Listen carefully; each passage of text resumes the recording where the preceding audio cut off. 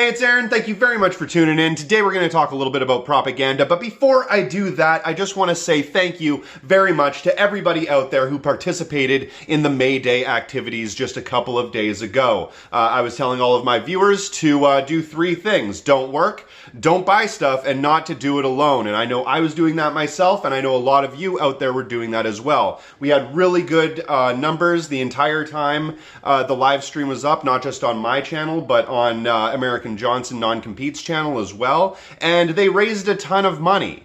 I want to say that they raised over $1,000, which is fucking amazing considering how small of a community we actually have. So excellent work, everybody. Congratulations. Everybody give yourselves a pat on the back. But the work isn't over, and every single day you got to be working towards making this world a better place. So get out there, get active, get involved in community activities, try to get involved in any groups that are trying to feed the homeless, getting out there and giving people medical supplies if they need it and that sort of thing. And yeah, just keep doing what you're doing, because all of the mutual aid that's going on right now is absolutely spectacular. We're organizing more than we ever have before, and it's really looking hopeful. So keep it up, keep up the good work, get involved in local community organizations. There are a lot of them out there. You can look them up on Twitter, on Facebook, all over social media. So do that.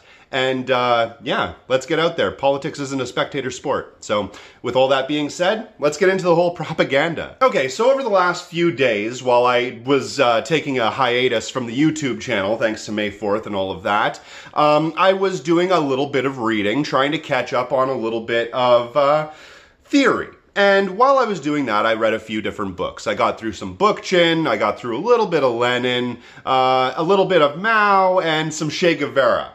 Definitely recommend reading all of those things and take from them what is good. But that being said, while I was reading a lot of these things, I started to really feel like all of the things that we were taught in school throughout the West just really wasn't giving the full story. Now, I've known that my entire life. I'm not daft. I've realized from at least a young age that I wasn't getting at least the full story, but to the extent that it actually is just completely flooded with propaganda, I was not really expecting.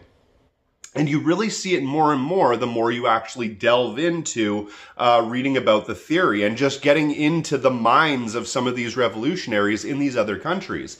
Yes, it is a very biased take, reading their direct personal experiences, but so is getting the information from the United States. You see, I kind of think it's interesting how in communist China, or even in fascist countries like in Italy and in Germany and those sorts of places, when they were instituting their propaganda machines, it was very much overt. It was like, here is communism, this is why why they're right. Here is fascism, this is why they're right. And if you don't agree with them, well, for the most part, they just kill you. In authoritarian countries that aren't liberal democracies, you either believe what they say or they kill you. And in a liberal democracy, you either believe what they say or you end up dying, though they had nothing to do with it. In the West, in capitalist countries, in liberal democracies, so many scare quotes, we really have this propaganda machine that doesn't work to bludgeon you over the head. It kind of works more like a frog boiling in a pot of water. Now, a really great YouTuber known as Mad Blender brought up a very similar argument a couple of weeks ago, and I'm kind of jumping off of that because it's been running through my mind a lot lately. We don't really bludgeon you over the head with American propaganda. Well, actually, that's not true. They do.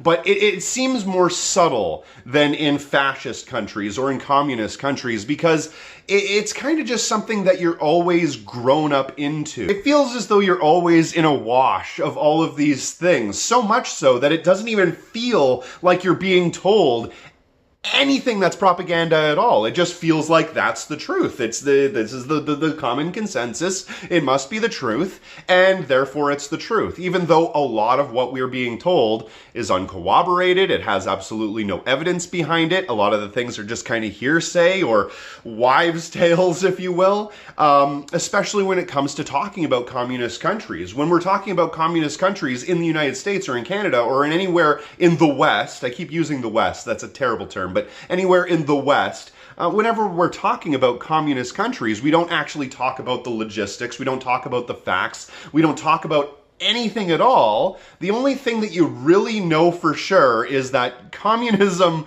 works really good on paper but doesn't work in real life, and that every time it's implemented, millions of people die.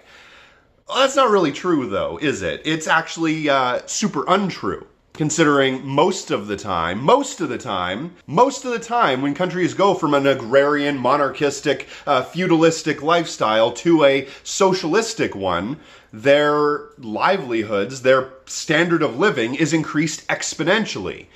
Some people have died, obviously, and I'm not going to ever praise communist China or the DPRK or Soviet Russia or anything like that as though they're good guys. But they're certainly better than the system that they had before. Very similar to capitalism. Capitalism, for all of its flaws, which there are infinite flaws, it's still arguably better than the feudalism that it came out of.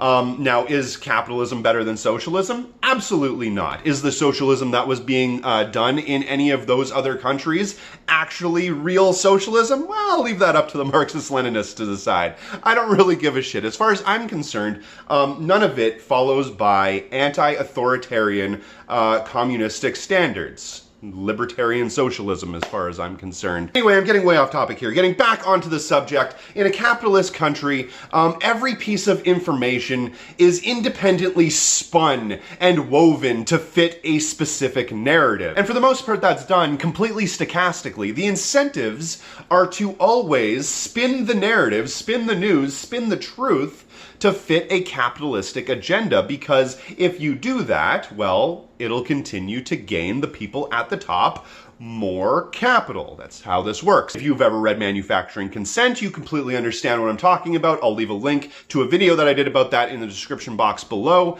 But yeah, that's basically how this works. It whips and spins all of the information that you've ever been taught into this palatable form, this cute little muffin that capitalism has approved, and you get to gobble down that muffin without ever realizing that it's full of MSG and starches and like bad fats that aren't in avocados and shit. It's not good stuff, ladies and gentlemen. Lots of white sugars. Lots of really bad white sugar. And in a system where people are incentivized to always uphold capitalist realism, when the media personalities are bought and paid for by giant corporations, billionaires, millionaires, and CEOs of giant world banks and shit, I don't even know, just the worst human beings imaginable, when they're bought and paid for and owned by these individuals, then their incentive, if they want to keep their fucking job, is to make sure that those people don't get offended by anything that they say, and that they don't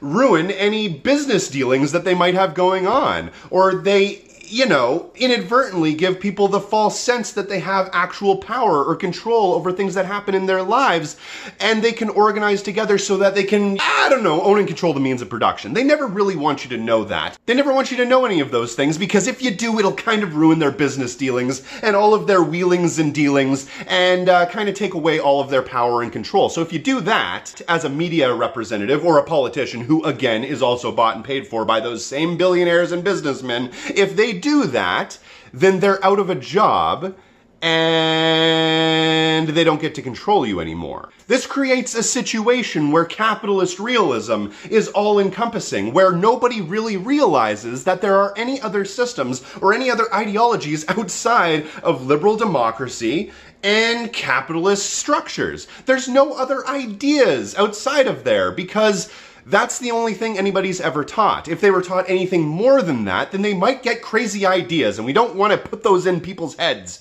They might start to revolt and shit. The other day, I had a friend of mine named Silverface. excellent channel, link in the description box below as well. We were having a bit of a dialogue on Twitter, and they were talking about how they don't remember learning about capitalism or communism or anything like that in school. And if they did, it was like a really short class. So it made me kind of think, yeah, that's a good question. Really, I don't remember learning about communism or fascism or socialism or any of the isms really in school at all. So I thought, you know what? I'm going to look up the curriculum in the area that Silverface lives in, which is in Alberta, Canada. Being that I'm a child of Western Canada, I assume we probably had similar curriculums, even though we have a wide age gap between us. We probably were taught very similar things in school, minus a few of the specifics. And so I went and did some research into the curriculum in Alberta and found out that there was really only one instance through the entirety of all of the schooling where you actually learn anything at all about socialism, communism, fascism, or any of the isms. It's one paragraph in the curriculum, and it basically says we learn about fascism, communism, and socialism in relation to how they disagree with liberal democracy.